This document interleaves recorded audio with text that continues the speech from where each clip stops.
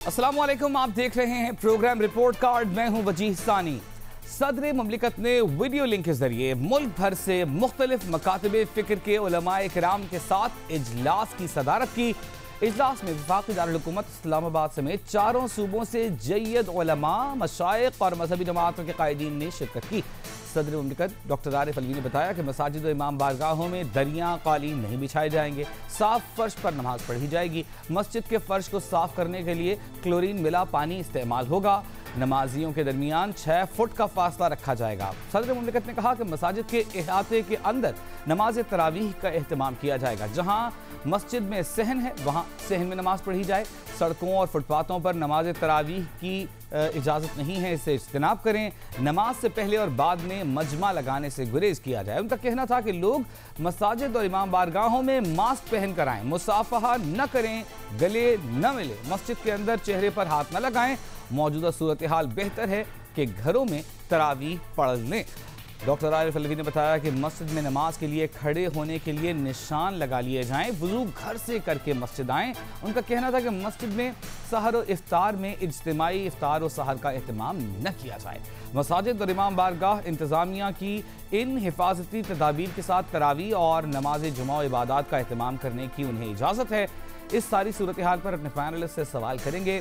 सदर मुमलिकत की उलमा से मुलाकात, रमज़ान मुबारक में तरावीह की मशरूत इजाज़त। आरिफ अलवी कहते हैं कि घर से वज़ू, नमाजियों में 6 फुट का फासला, मजमा लगाने से गुरेज किया जाए। क्या मशरूत इजाज़त से कोरोना के फैलाव को रोका जा सकता है, हाँ या नहीं? अपने पैनलिस्ट से बात करेंगे। हफीजुल्लाह न्याई साहब, बेनज़ीर शाह साहिबा, महमूद सरफराज साहिबा, मज़हर अब्बास साहब, इरशाद भट्टी साहब हमारे साथ मौजूद हैं। फॉर्मेट में आज हमने मामूली से तब्दीली ये की है कि हमने अपने पैनलिस्ट को बोलने के लिए 30 से 40 सेकंड्स तक का वक्त दिया है, ताकि जल्दी जल्दी सबकी बात हमारे सामने आ जाए और ज़्यादा मौज़ूआत को अपने प्रोग्राम में हम कवर कर सकें। सबसे पहले हम आएंगे इरशाद भट्टी साहब, आपकी जानिब आते हैं। ये बताइएगा, सदर मुमलिकत की जानिब से एक अहम सदारत की गई इजलास की और एक इजमा की सी कैफियत सामने आई है, तो क्या आप समझते हैं कोरोना के फैलाव को रोका जा सकेगा इन एहतियाती तदाबीर को इख्तियार करके? जवाब नहीं में है।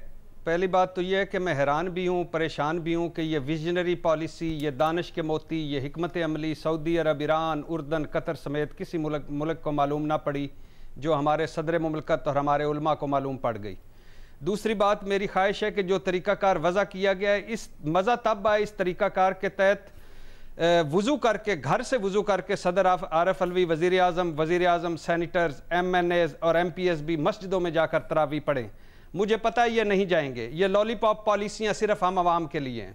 तीसरी बात, मेरी ख्वाहिश है मुफ्ती मुनीब, मौलाना तकी साहब और दीगर उलमा जो तरावी मस्जिदों के हक़ में हैं, इन्हें मौका दिया जाए वो क्वारंटीन कैंपों में जाकर नमाजें पढ़ाएँ और इमामत भी करें, सवाब भी कमाएँ। और आखिरी बात, 3.5 लाख मस्जिदें, रमज़ान अल मुबारक, हमारा कल्चर, हमारे रवैये, हमारे मिजाज, बस दुआ यही है, अल्लाह हम पर रहम फरमाए। हफीजुल्लाह न्याई साहब। भाई साहब, मेरा ख्याल है कि आपके सवाल के अंदर मुझे तो बड़ा कंफ्यूजन हो रहा है, और वो ये है कि हाँ या नहीं में नहीं हो सकता। ये होता है कि ऐसे कोरोना फैलेगी या नहीं फैलेगी, तो मैं कहता हूँ कि नहीं फैलेगी। अगर आप प्रोटोकॉल को स्ट्रिक्टली नाफिज करते हैं, अगर 6 फुट की डिस्टेंसिंग रखते हैं, जैसा कि मैंने कई मस्जिदों में देखा है, बल्कि मैं कल किसी जगह कहा था कुछ होगा, तो मैंने उन्हें कहते मसले में था, मैंने कहा कैसे किया, कहते 6-6 फुट पे बैठ गया, फिर नमाज हुई है तो 6-6 फुट पे एक सब छोड़ के 2 सब से लोग खड़े हैं। तो बिल्कुल आप किसी को बीमार की तरफ ना धकेलें कि वो सारी आपकी सारा आपने उन्होंने कहा जी कि फिजिकल डिस्टेंसिंग और फिजिकल डिस्टेंसिंग भी है, तो फिर उसके बाद सारे प्रोटोकॉल कर रहे हैं, तो ठीक है। हाँ, अगर नहीं करते तो हमने तो कहा ये करेंगे, उन्होंने वादा किया, अल्लाह करे वो ये करें, तो कोई हर्ज नहीं है। ठीक है, महमल जी, मैं नहीं का ऑप्शन लूंगी। मेरा नहीं ख्याल कि ये जो बात की गई है और जिस तरह भट्टी साहब ने भी एक्सप्लेन किया, मुझे ये बताइए कि कौन इंश्योर करेगा कि ये सब कुछ इन लाखों मसाजिद के अंदर इम्प्लीमेंट हो रहा है। और दूसरी चीज़ ये कि अगर दुनिया के अंदर मसाजिद जो हैं वो टेम्परेरीली कोरोना की वजह से बंद कर दी गई और तरावी, इत्काफ और कांग्रीगेशनल प्रेयर्स जो हैं वो सारा कह रहे हैं घर पे पढ़ ले, तो इन लोगों की मुझे समझ नहीं आ रही कि किस चीज़ से डर रहे हैं, क्यों नहीं ये चीज़ इंप्लीमेंट कर रहे। गवर्नमेंट क्या, हुकूमत क्या, ये उलमा इकराम से और मौलवी हजरात से डर की ये लग तो ऐसे ही रहा है, इनसे क्यों नहीं बात हो सकती और कहा जा सकता है ज़बरदस्ती इस चीज़ को इन्फोर्स कराते। रमज़ान के अंदर तो मैं आपको ये कहूँ रवजी के ज़्यादा फैलेगा का। वज़ीर आज़म साहब ने खुद कहा है कि मिड मई के अंदर हमारे हॉस्पिटल्स और हमारा हेल्थ सेक्टर जो है वो बहुत ज्यादा उसके ऊपर प्रेशर ओवरलोड हो जाएगा। तो वो इसीलिए क्योंकि ये कोरोना बढ़ेगा ऐसी ऐसी चीजों की वजह से। तो मेरे ख्याल में इस वक्त ये वक्त नहीं, मुनासिब नहीं था कि इनको गिवन इन्होंने कर दिया जो उलमा की बातों में आकर। बेनज़ीर, देखिए मेरा भी जवाब तो नहीं है, लेकिन वजी मुझे बताएं अभी तक इस मुल्क में अब लॉकडाउन है या नहीं है? क्योंकि जो 14 अप्रैल को वज़ीर आज़म ने और हमाद अज़हर साहब ने हमें एक लिस्ट दी कि ये सेक्टर हैं, ये इंडस्ट्रियाँ हम खोल रहे हैं, मेरे ख्याल से इससे बेहतर था कि वो हमें एक लिस्ट दे देते कि ये सेक्टर हैं और ये इंडस्ट्री हैं जो अभी तक बंद है। क्योंकि अब तो ऐसा लग रहा है कि पूरे मुल्क में लॉकडाउन है ही नहीं, और ऐसा भी लग रहा है कि हम शायद कोरोना वायरस से जो है वो जंग जीत गए। देखिए SOPs बहुत अच्छे हैं, 6 फुट का फासला हो, घर से वज़ू करके आया करें, घर से जाने नमाज लेके आया करें, बहुत अच्छे SOPs हैं। लेकिन जैसे मैमुल कह रही थी, इनको इम्प्लीमेंट कौन करेगा? कौन से वो सरकारी अफसर हैं जो हर मस्जिद में जाके चेक करेंगे कि यहाँ पे SOPs फॉलो हो रही हैं, गाइडलाइंस फॉलो हो रही हैं या नहीं हो रही? और जैसे भट्टी साहब कह रहे थे, और बाकी मुस्लिम ममालिक देख लें, सऊदी अरेबिया, इराक, टर्की, वहाँ पे अभी तक किसी को इजाज़त नहीं दी। अजान के बाद वो ऐलान करते हैं आप घर में नमाज पढ़ें, लेकिन पाकिस्तान में इजाज़त दे दी है आज। तो जैसे वो हमारे एक बड़े मशहूर राइटर भी हैं, सहाफ़ी भी हैं, मोहम्मद हनीफ साहब, उन्होंने एक कॉलम में कहा था कि मेरे ख्याल से पाकिस्तान में सबसे अच्छे शायद मुसलमान हैं पूरी दुनिया में। ठीक है बेनज़ीर, हम मज़हर अब्बास साहब की जानिब आते हैं। मज़हर साहब, देखिए, जहाँ रियासतें कमज़ोर हों वहाँ ऐसे ही फ़ैसले होते हैं। हम सबसे ज़्यादा इनडिसिप्लिन कौम होते हैं रमज़ान में, बदकिस्मती से। आप देख लें जिस तरह हम दुकानों पे हम जाते हैं, जिस तरीके से हमारे बिहेवियर्स होते हैं, ज़्यादा जितना आपके अंदर जो है गुस्सा कम होना चाहिए उतना ही ज़्यादा गुस्सा हमें आता है। तो उसको सामने रखते हुए तो मुझे नहीं लगता, मेरा ऑप्शन भी नहीं है। और मैं ज़रूर ये, जिस तरह मैं लगता है भट्टी साहब ने मेरा पर्चा चुरा लिया, लेकिन ये कि मुझे लगता यही है कि जिस तरह सदर मुमलिकत ने 20 पॉइंट हुए हैं, उसमें जो 20वां पॉइंट है वो सबसे अहम है कि जी अगर इसके बावजूद भी इन चीज़ों को फॉलो नहीं किया गया तो इस पर नज़रसानी की जा सकती है। उसमें थोड़ी सी सदर मुमलिकत तरमीम कर लें कि अगर ऐसा नहीं हुआ तो फिर रियासत अपनी रिस्पॉन्सिबिलिटी कि वो रिस्पॉन्सिबल होगी अगर वायरस फैला। ये नुक्ता शामिल है मज़हर साहब उसमें कि अगर रियासत को ये लगेगा कि इस पर अमल नहीं किया जा रहा इन SOPs पर, तो इसको किसी भी फैसला तब्दील करने का नहीं, ये नहीं है, ये नहीं है सर। नहीं, ये नहीं है, वो है कि नजरसानी कर सकती है। मैं तो सिर्फ ये कह रहा हूँ उसमें इजाफा कर लें कि फिर अगर, क्योंकि उस वक्त तक तो अगर खुदा ना खास्ता वायरस बड़ी तादाद में स्प्रेड हो गया तो कौन जिम्मेदारी लेगा? क्या रियासत लेगी? क्या सदर मुमलिकत जिम्मेदारी लेंगे? ठीक है, हमारे पैनलिस्ट की राय आपने जानी कि उलमाए इकराम के साथ सदर मुमलिकत ने जो गुफ्तगू की उसमें जो SOPs इख्तियार किए गए, दूसरे ममालिक जो कि इस्लामी ममालिक हैं, हमने उनकी नज़ीर को फॉलो क्यों नहीं किया। आगे बढ़ेंगे, बात करेंगे लाहौर की, जहां हिफाजती किट्स की अदम फराहमी के खिलाफ ग्रैंड हेल्थ अलायंस का धरना दूसरे रोज भी जारी रहा। डॉक्टर्स ने हिफाजती किट्स की अदम फराहमी को जवाब बनाकर अपने दीगर मुतालिबात भी पेश कर दिए। उनके मुतालिबात में PIC वाक़े में बरतरफ 4 डॉक्टर्स की बहाली, कोरोना वायरस की सूरत हाल के पेश नज़र आर्जी भर्ती होने वाले 4,500 डॉक्टर्स और नर्सेस को मुस्तकिल करने समेत तमाम डॉक्टर्स को डबल तनख्वाहें देने का मुतालिबा शामिल है।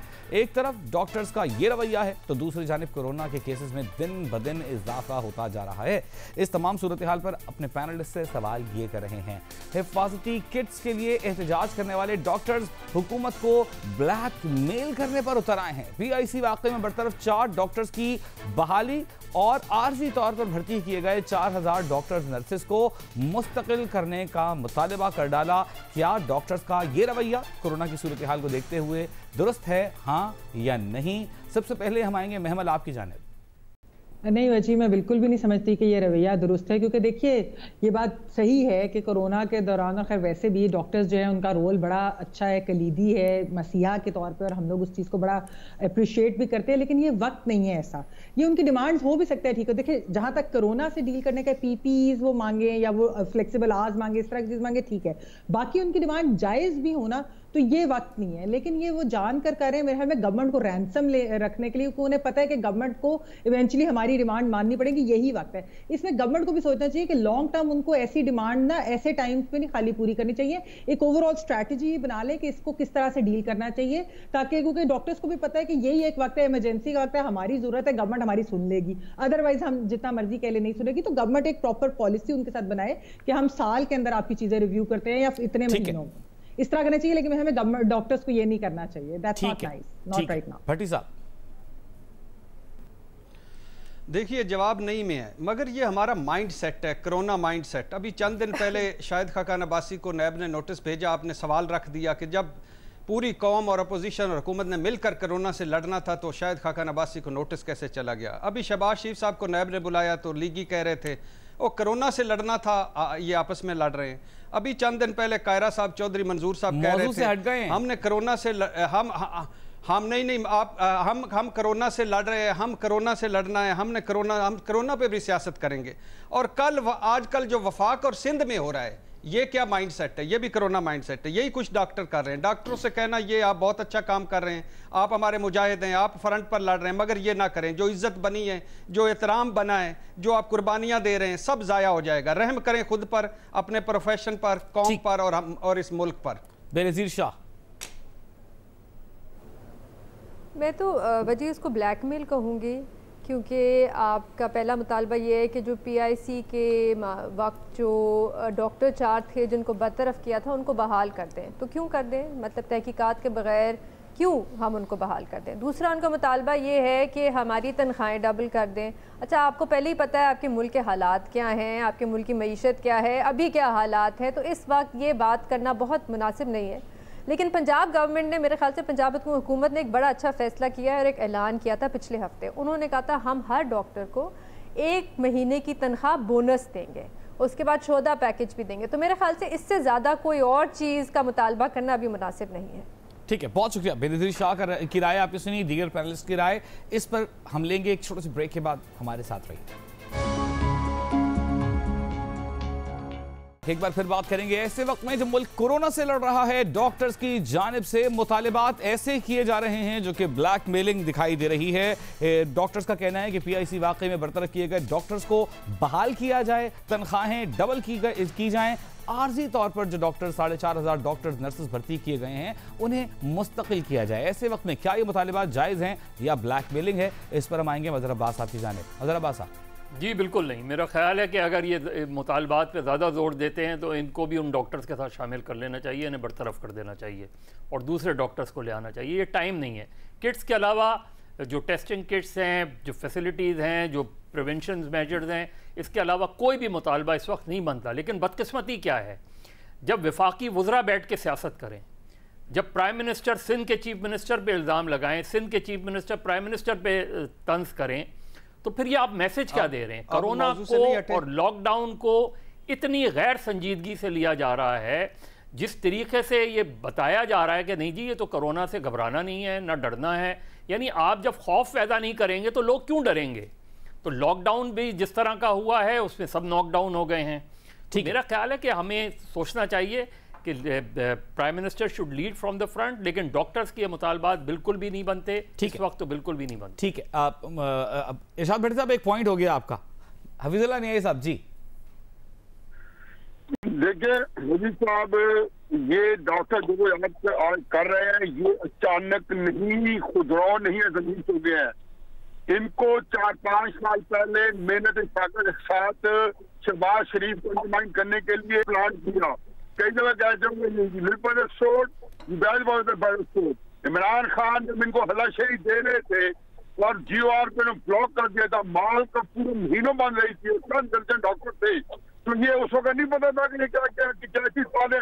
अब वो से आउट, अब उसको भुगते, क्योंकि इसी और अभी वकीलों के खिलाफ जो इसको निकाला है और जिस तरीके से उनकी वीडियो आम की है और सोशल मीडिया पे, तो बिल्कुल इसी तरह किस्सा वाला किस्सा ये बाकी है। तो ये बिल्कुल मुश्किल है और इनकी तैयारी जिन्होंने की है उनको भुगतना चाहिए, इसमें मुझे मेरी कोई मर्जी नहीं है। बहुत शुक्रिया। हमारे पैनलिस्ट की राय आपने जानी। अगला सवाल जो हम अब करने जा रहे हैं वो है पाकिस्तान तहरीक इंसाफ के बानी रुकन और हल्का 256 से कौमी असम्बली के रुकन मुंतखब होने वाले नजीब हारून से मुताल्लिक, जिन्होंने अपनी नशस्त से इस्तीफा दे दिया है। ट्विटर पर अपना इस्तीफा शेयर करते हुए उनका कहना था कि मैंने बोझल दिल के साथ कौमी असम्बली की नशस्त से अपना इस्तीफा दिया। वज़ीर आज़म इमरान खान को ये इस्तीफा भेज दिया है। इस्तीफे की वजूहात में उन्होंने बताया कि वो 20 माह की मुद्दत के दौरान अपने हल्के या अपने शहर कराची के लिए कुछ नहीं कर सके, इसलिए वो इस पोजीशन के हकदार नहीं रहे। इस्तीफे में नजीब हारून ने वज़ीर आज़म को मुखातिब करते हुए लिखा है कि रुकने कौमी असम्बली का हलफ उठाने के 20 माह बाद, जबकि पाकिस्तान तहरीक इंसाफ जो हमने मिलकर बनाई थी, उसके 24 साल बाद मुझे एहसास हुआ कि मैं आपका एतमाद कायम रखने में या हासिल करने में नाकाम हो गया। इस मामले पर अपने पैनलिस्ट से सवाल करेंगे। PTI के बानी रुकन नजीब हारून कौमी असम्बली की नशस्त से मुस्ताफ़ी, कहते हैं 20 माह की मुद्दत के दौरान अपने हल्के या शहर कराची के लिए कुछ नहीं कर सका, इसलिए इस पोजीशन का खुद को हकदार नहीं समझता। PTI के बानी रुकन का इस्तीफा हुकूमती कारकर्दगी पर कितना बड़ा सवाल है। इरशाद भट्टी साहब, सबसे पहले आपकी जानिब आएंगे। इलेक्टेबल्स का दौर है, नजरियाती वर्कर्स की कितनी जगह है PTI में? देखिए, कराची ने इस बार इमरान खान को वोट दिया, कराची ने इस बार इमरान खान से उम्मीदें लगाईं। 2 साल हो गए हैं। इमरान खान ने कराची को क्या दिया है? अली जैदी, फैसल वाडा, गवर्नर इस्माइल, सदर आरिफ अलवी, कोई एक मसला हल हुआ हो, कोई एक अवामी दुख दर्द कम हुआ हो, कोई एक वादा पूरा किया हो तहरीक इंसाफ ने? क्यों कि 18वीं तरमीम के बाद फंड्स खुद खर्च नहीं कर सकते और सूबाई हुकूमत को इन्वॉल्व नहीं करना? तहरीक इंसाफ कराची के इन 5 प्यारों की बातें सुन लें, इनके भाषण सुन लें, कंट्रोल नहीं होते, कारकर्दगी सिफर।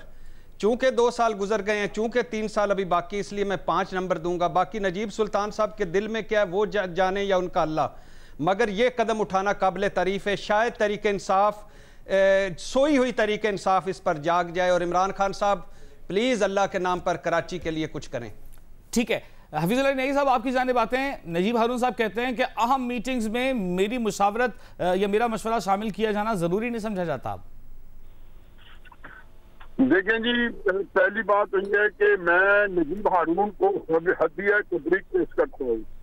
Knowing Tehreek Insaf ins and out, मेरा नहीं ख्याल कि इस वक्त एक बंदा भी है जो कि उनकी सीनियरिटी का, उनकी काबिलियत का, तहरीक इंसाफ के अपने इंडिजिनस लोगों में, अपने ओरिजिनल लोगों में, उनमें से कोई बंदा उनके पाए का हो। एक बंदा जो पाकिस्तान का सबसे बड़ा टैक्स पेयर है, जिसने कोई 35 साल कारोबार किया हो और ना उसके खिलाफ किसी ने लिटिगेशन की हो, ना उसने की हो, जो कि असेंबली से कभी मराहत नहीं ली, एक कायम कमेटी के सदरों जैसे गाड़ी नहीं ली, जो 3-4 ट्रिप लगाए हैं अपने पैसे से किए हैं।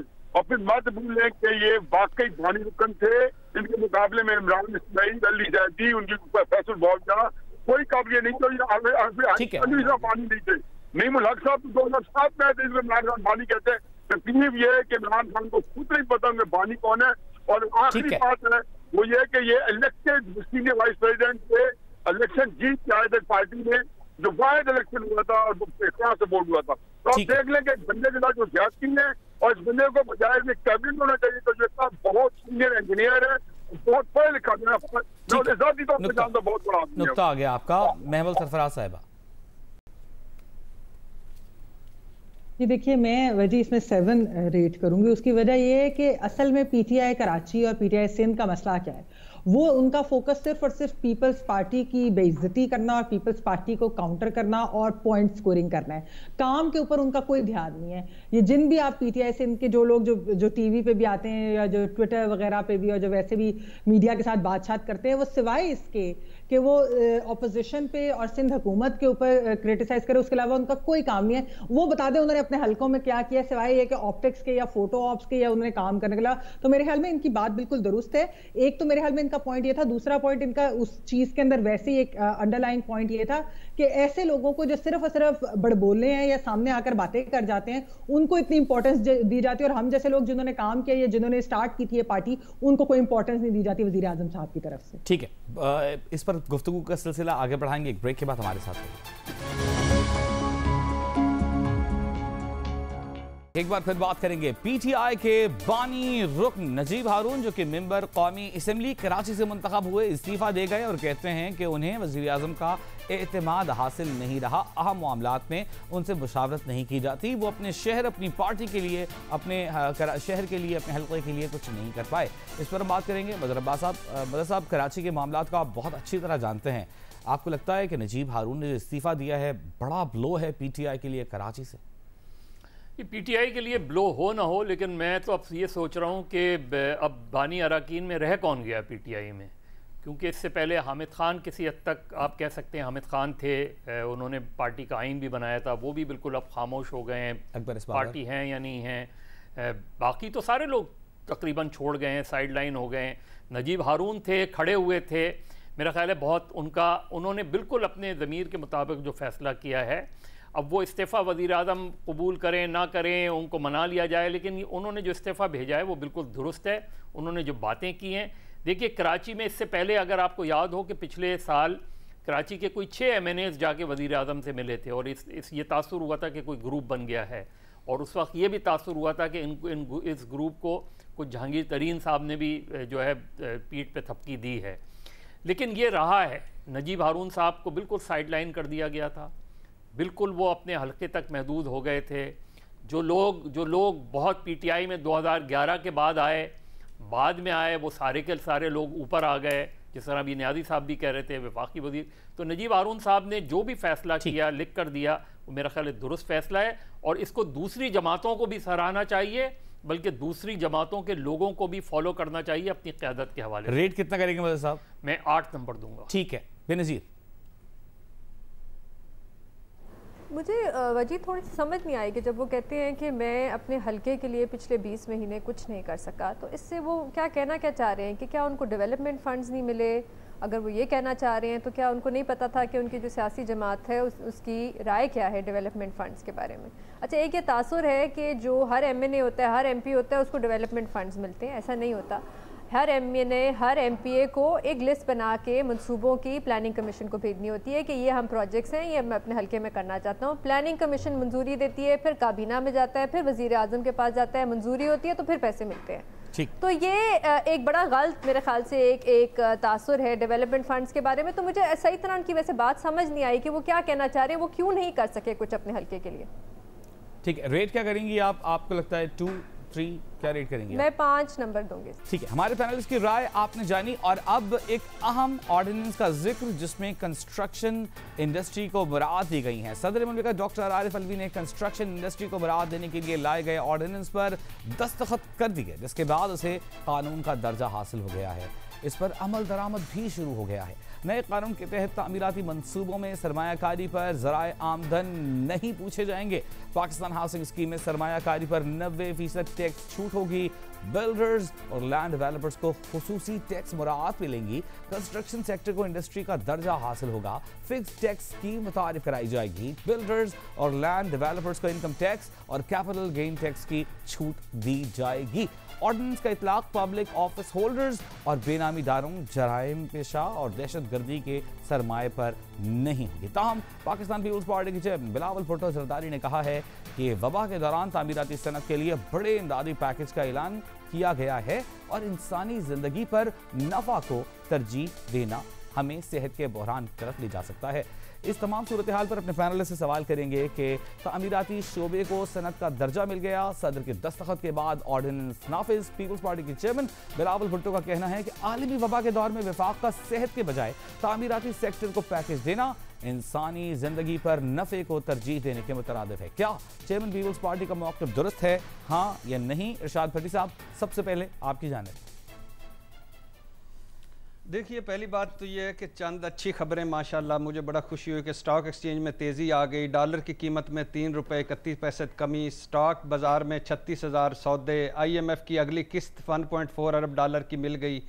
12 अरब डॉलर जो हमने कर्जा देना था 1 साल के लिए मौखर हो गया। एहसास प्रोग्राम के ज़रिए 50 लाख मुस्तहिक ख़ानदानों तक पैसे पहुँचे। और ये तामीराती पैकेज पूरी दुनिया से हटकर है, बोल्ड फैसले हैं। एक जुआ खेला है वज़ीर आज़म ने जुज़वी लॉकडाउन करके, ताकि मईशत का पहिया चले, कोई भूखा ना मरे, कोई बेरोज़गार ना रहे। अब इस पर दो एतराज़ हैं। काला धन सफ़ेद करने की ये एमनेस्टी है और ये इसका फ़ायदा चंद सेठों को होगा, मान लेते हैं, मगर मेरा ख्याल है इस वक्त ये एक्टिविटी बहुत ज़रूरी थी। मैं नहीं समझता कि तामीरी पैकेज देने से किसी इंसानी या कोरोना पर इसको कोई फोकियत है। बिलावल साहब या सियासत कर रहे हैं या इन्हें बात की समझ नहीं आई। ठीक है, आपका वक्त भी मुकम्मल हुआ। बेनज़ीर, मेरे ख्याल से बिलावल भुट्टो ज़रदारी जो है वो बात तो बिल्कुल सही कर रहे हैं। अच्छा, मैं यहाँ पे सिर्फ ये बात कहना चाहूँगी कि आजकल वैसे अगर आप सिंध हुकूमत की तारीफ़ करो तो PTI की जो सोशल मीडिया टीम है उनको सारी रात फिर नींद नहीं आती, लेकिन यहाँ पे वो बात जो कर रहे हैं वो बिल्कुल ठीक कर रहे हैं। ये एक ऐसा मामला है, ये एक इंसानी मामला है। इसमें मरकज़ को, सूबाई हुकूमतों को बैठ के एक स्ट्रैटेजी, एक प्लान बनाना चाहिए कि सेहत का निज़ाम आपने कैसे ठीक करना है। ये बड़ा आसान है आजकल, और आजकल हमारे वज़ीर आज़म भी बहुत ये कहते हैं कि 18 अमेंडमेंट के बाद सूबे जो हैं वो ख़ुद अपना फ़ैसला कर लें। नहीं, ये एक इंसानी मामला है, किसी एक सूबे का मामला नहीं है। आप सबको साथ बैठ के फ़ैसला करना पड़ेगा। अभी पूरे पाकिस्तान में सिर्फ 1200 सरकारी अस्पताल हैं, गवर्नमेंट हॉस्पिटल्स हैं, 2,20,000 डॉक्टर हैं। इसका मतलब ये है कि 900 लोगों के लिए एक डॉक्टर है।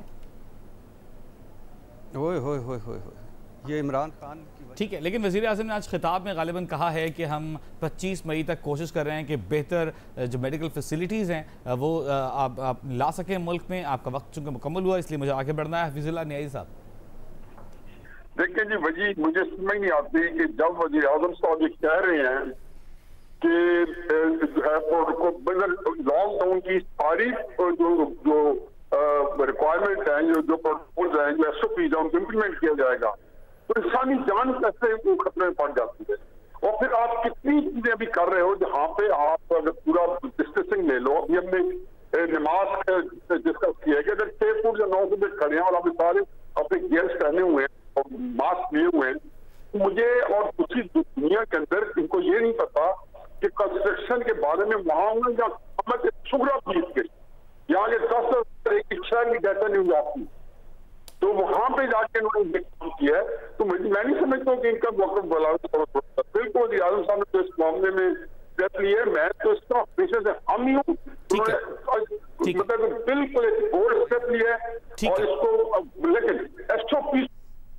ठीक है, आपने वज़ीर आज़म के मौक़िफ़ की तायीद की है कि बिल्कुल दुरुस्त जायज़ इक़दाम था, वक्त की ज़रूरत थी। महमल, मैं समझती हूँ कि बिलावल भुट्टो साहब ने बिल्कुल ठीक बात की है, क्योंकि वजह ये मैंने कुछ चंद दिन पहले भी इस शो के अंदर ये बात की थी कि हुकूमत ने बेसिकली ये पैगाम दिया है कि भूख नहीं मौत कबूल है। तो वो बेसिकली ये कह रहे हैं, ये देखिए कंस्ट्रक्शन सेक्टर के अंदर, जिस तरह मैंने पहले सवाल के जवाब में कहा कि क्या मस्जिदों में SOPs कौन फॉलो करेगा, आप मुझे बताएं इंडस्ट्री के अंदर SOPs कौन फॉलो करेगा, क्या उससे फैलेगा नहीं? ये लॉकडाउन जरा सा रिस्ट्रिक्शंस हटाई हैं, उसके बाद लोग ही लोग हैं सड़कों के ऊपर, तो कोरोना फैलेगा और फिर मौत बढ़ेगी और फिर जो है हम ये नहीं कह सकेंगे कि लोग भूख से मर रहे हैं, फिर लोग कोरोना से मर रहे होंगे। और फिर मेरे ख्याल में हुकूमत को देखना पड़ेगा, हुकूमत उस वक्त सोचेगी कि उन्होंने ये क्या फैसले लिए थे। आई होप कि I am wrong, but I don't think, क्योंकि जो ग्लोबल ट्रेंड्स हैं वो यही दिखाते हैं। ठीक है महमल, मुझे अब्बास आपके पास जाना है, लेकिन मुझे लगता है कि बेनज़ीर आप कुछ कहना चाह रही थी, रह गया, प्लीज अगर आप कंप्लीट कर सकें तो।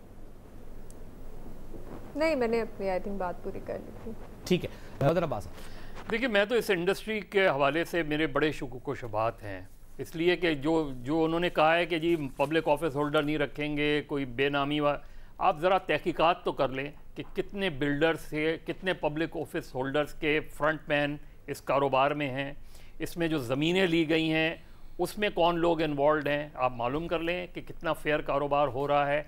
मैं बिलावल भुट्टो की उससे एग्री नहीं करता, इसलिए कि वो बहरहाल इमरान खान की एक अटैम्प्ट है कि जी शायद इससे बेरोज़गारी में किसी हद तक कमी आ जाए। हालांकि देखना यह कि जब ट्रांसपोर्ट नहीं चल रही होगी तो आप जिस तरह शुरू से मैं कह रहा हूँ कि आप कैसे इस इंडस्ट्री को आगे बढ़ाएंगे, इससे रिलेटेड इंडस्ट्रीज़ को आगे बढ़ाएंगे।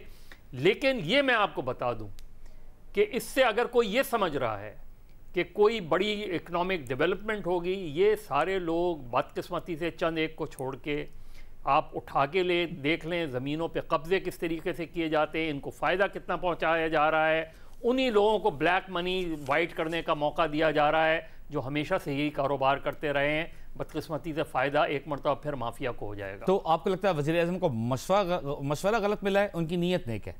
नहीं, वज़ीर आज़म को नीयत नेक है, लेकिन ये जो लोग कारोबार में मौजूद हैं इसमें आप मालूम कर लें आपको अंदाज़ा हो जाएगा कि इसमें आप यही उठा लें, आप यहीं के इसी शहर के उठा लें। आप, मैं तो आपको मिसालें दे सकता हूँ। आप खालिद बिन वलीद रोड पे चले जाएं, आप पूरी टीपू सुल्तान रोड पे चले जाएं, किस तरीके से 400 गज के बंगले को 420 गज का बंगला कर दिया, वो दिखा दिया गया ताकि हाई राइज खड़ी हो सके।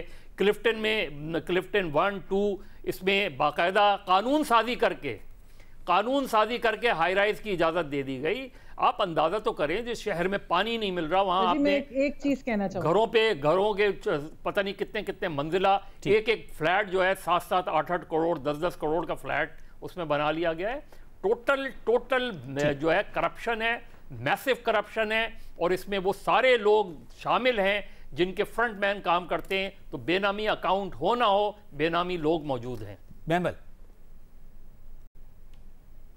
वजी मैं सिर्फ ये कहना चाहती हूँ कि देखिए, हम हमेशा ये कहते हैं कि हम वज़ीर आज़म साहब की नीयत के ऊपर शक नहीं करते। बिल्कुल हम शक नहीं करते, और हमें किसी की नीयत के ऊपर शक करना भी नहीं चाहिए कि सिर्फ अल्लाह बेहतर जानता है लोगों की नीयत। लेकिन जो अगर गलत फैसले हो ना, तो नीयत सही भी हो, फैसले गलत हो, तो उसका जो कॉन्सिक्वेंसेज होते हैं ना, वो बड़े खौफनाक होते हैं। तो मेरे ख्याल में हुकूमत के ऊपर ही आती है, बेशक जितनी मर्जी अच्छी नीयत हो, फैसला साजी भी हुकूमत ने करनी है, मैंने या आपने नहीं करनी। तो अच्छे फैसले ले और दुरुस्त फैसले ले। ठीक है, भट्टी साहब की तरफ एक दफा फिर चले जाते हैं, क्योंकि वो कहेंगे मुझे वक्त कम मिला। भट्टी साहब, नीयत भले नेक हो, लेकिन फायदा ऐसे लोगों को पहुंचेगा जो पहले भी बड़ा पैसा बना चुके हैं।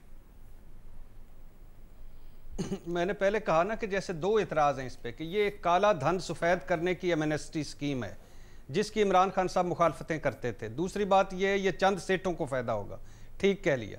लेकिन इस वक्त बहुत ये भट कर फैसला है। ये जैसे इमरान खान ने पहली मरतबा कहा कि लॉकडाउन नहीं होगा, हम सारे, मुझ समेत मेरा भी ख्याल था कि लॉकडाउन होना चाहिए, मगर जब मोहल्लों में, गलियों में, छोटे शहरों में लोगों से बात की तो मुझे पता चला कि दो चैलेंजेस हैं, कोरोना का फैलाव, भूख, बेरोजगारी और गुर्बत।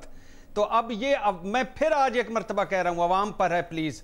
39 शोबे जुड़े हुए हैं इस एक इंडस्ट्री से, तामीराती इंडस्ट्री से, तो कुछ ना कुछ एक्टिविटी बढ़ेगी। और दूसरी, अवाम से मेरी गुजारिश है कि प्लीज, अगर वो उन्होंने जुज़वी लॉकडाउन किया है तो आप इसको कामयाब बनाएं। ठीक है, आप अपने खुद एहतियात करें। मुझे सिर्फ ये बता दे, कोई भी वजीर आजम से लेके वजीर आला तक, ये जो हम रिलैक्सेशन दे रहे हैं, इसके बाद अगर 1-1.5-2 महीने में मैसिव वायरस खुदा ना खास्ता स्प्रेड हुआ, कौन जिम्मेदारी लेगा इसकी कि मैं इसका जिम्मेदार हूं कि नहीं? और फिर हम क्या करेंगे? देखिए, मैं सिर्फ छोटी सी एक बात यहाँ पे कहना चाह रही हूँ कि कोई नहीं चाहता पूरे पाकिस्तान में, पूरे मुल्क में, पूरी दुनिया में कि उनकी हुकूमत ये जंग हार जाए। कोई नहीं चाहता। तो हम चाहते हैं हमारी हुकूमत सही फैसले ले और वक्त पे फैसले ले। सिर्फ इसलिए हम तनकीद करते हैं इस प्लेटफॉर्म पे बैठ के, जब भी हम करते हैं। ठीक है, बहुत शुक्रिया। अपने तमाम पैनलिस्ट का हम शुक्रिया अदा करेंगे। मजहर अब्बास साहब, इरशाद भट्टी साहब, हफीजुल्लाह नियाज़ी साहब, महमल सरफराज साहिबा, बेनज़ीर शाह साहिबा, अपने मेहमानों का शुक्रिया अदा करेंगे। पीर को होती है आपसे मुलाकात, इजाज़त दीजिए, अल्लाह।